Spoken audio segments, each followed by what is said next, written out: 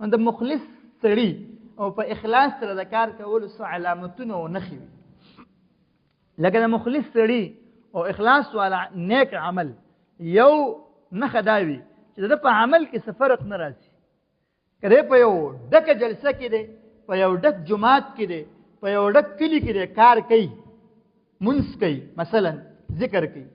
او بیا چې هېڅوک نه د شپې توره تیاروي، د تنې تنهای ایک کې یوازې هېڅوک دې نه خبر، د ده په مانځه کې هېڅ فرق نشته،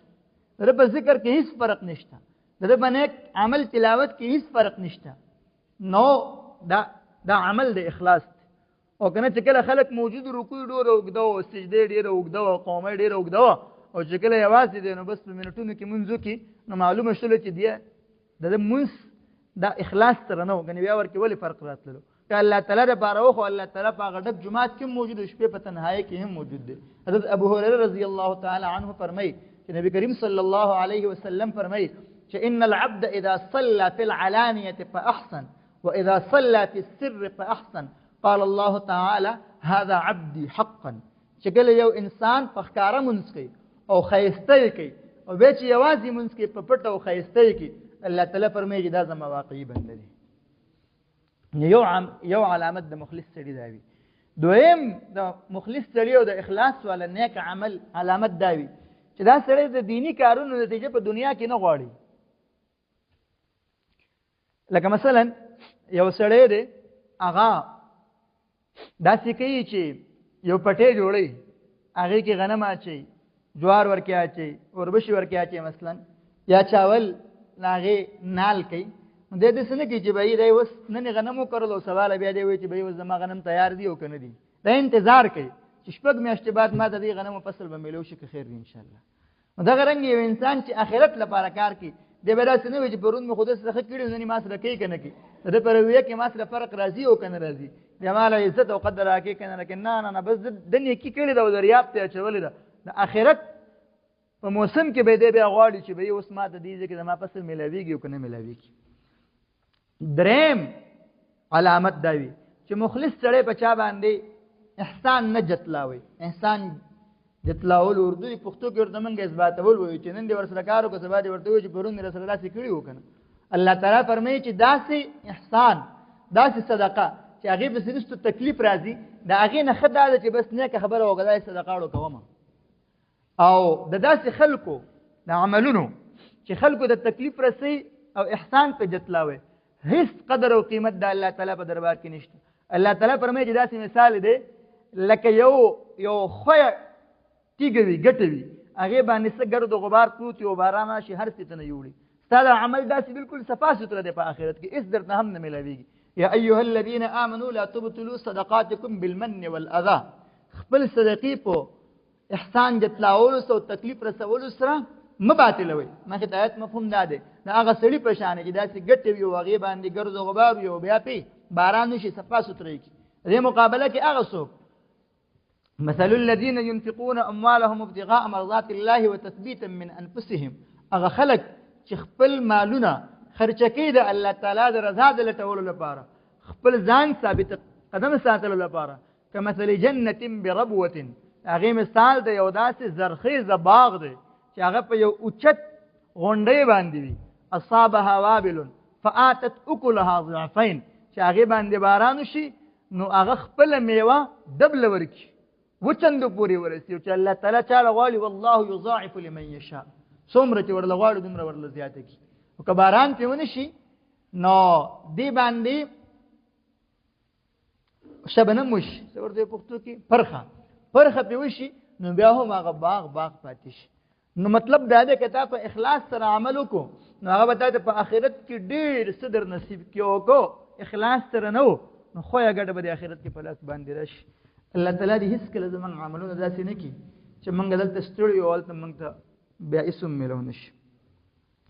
پنځم علامت دا وي چې دی د نورو خلکو په نیکو کارونو باندې خوشحالېږي. لکه مثلا یو سړی دی، هغه پټی دی، هغه پټي کې مثلا ګرمي ده او بارانونه نه کېږي او د اوبو نمبر د شپې په 2 بجې نمبر دی، د شپې په 2 بجې خپل هغه پټي ته ځي او د هغې نه چې کومه ګیا وي او کومه چې ورکه ګټه وي او وزغي وي هغه ترې نه لرې کوي. اوس داسې وخت کې مثلا یو بل څوک راغی د رور راغی تر زوی راغی ملګری راغی داسې په هغه پټي کې کار شروع کړو دی به خوشحالي کې خفه کېږي خوشحالېږي به نو کله چې زما مدرسه وي مثلا او زما په مدرسه کې ما سره طالبانې او ما سره په ګاونډ کې بله مدرسه کولو شي او هغې د طالبانو ور روان شي نو زه ولې په هغو خفه کېږم او زه ولې د طالبانو سندونو په دې باندې موقوفوم چې به یې که ته ما سره سبق وایې خو سند درته میلاوېږي که نه وایې نو نه میلاوېږي معلومه شوله چې دا کارونه زموږ د آخرت لپاره نه دي بلکې د څه لپاره دي دنیا لپاره دي د خپل نام و نمود لپاره دي ممکنه ده زموږ په دې مجلس کې نن داسې حضرات موجود وي چې هغو د مدرسو محتممان وي که هغوی نه وي خبره ما ځکه مثال د مدرسې درکو طالبانو چې ګوره ته چې په کوم ماحول کې سبق وایي هغه تا باندې اثر کوي نو که ستا مدرسه ډېره عظیم الشانه ده او ډېره ناموره ده ولې تا د ستا استاد سند نه درکوي چې تا ورسه څو پورې درجې پوره کړي نه نو ډېر خوشحاله مه پاتې کېږه ځکه چې الفاظ به خصوص زده کړي خو ستا په هغه عمل کې دننه هغه نیکه جذبه رانغلله ته به داسې ماحول کې پاتې شي او که به د یو داسې مدرسه کې الله تعالی راوستې الحمدلله قدر یې وکړه چې هلته ته کور خورې او دال خورې رهایش داسې خاص انتظام نشته او که ته وایې چې زه د شپې ځم تا د اجازت ته جزا او که ته وایې چې زه د ورځې ځم تا د اجازت ته جزا البته مشورت ته دا درکوي چې نه ته دلته ښه دي نو ته به دې باندې مطمئنه پاتې شې چې الحمدلله زه یو داسې ځای ته راغلی یم چې هلته ماته زما مقصد میلاویږي هلته ماته زما د نیکې جذبې لپاره تقویت او اثر میلاویږي بیا مطمئن پاتې شې ځکه چې ته به انشاءالله تعالی تا نه به الله تعالی یو د کار سړی جوړ کړي ځکه چې تا کې چې دننه کوم فټینګ کېږي تا د چې کومه جذبه منتقلېږي هغه نه کړه انشاءالله تعالی نو به هر حال پنځم علامت دا وي اووم علامت دا وي شپږم چې داسې سړی دې ته لیوالی چې زه به کله یوازې کېږم دی به منبر ناسي بیان کوي دی به مسند درس باندې ناست وي درس ورکوي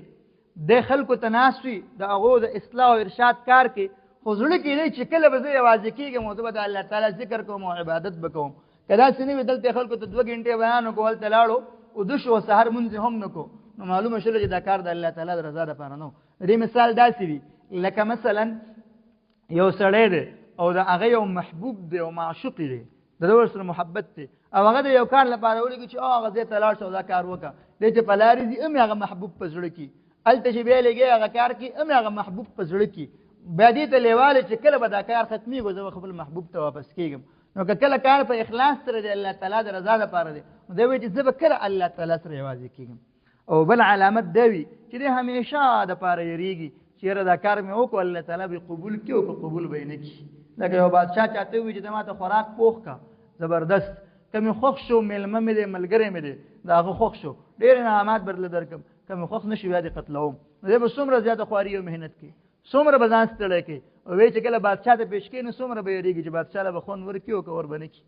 نو ته که خپل سر هم د الله تعالی پر لاره کې ورکوي خو ته به یېږي چې خدای خبر چې الله تعالی ته به خوند ورکړي او که ور به نه کړي نو دی همیشه دپاره یېرېږي دی خپل یو حرکت ته نه وایي چې ما قرباني ورکړله او ما داسې وکړو او ما هغسې وکړو دی چې هر کار کې دی وایي چې خدای به قبول کړي او که قبول به یې نه کړي نو تر مرګه پورې او مرګ نه بعد آخرت پورې څو پورې چې دی دا اطمینان نه شي چې الله تعالی ته خو زما عمل خوند ورکړی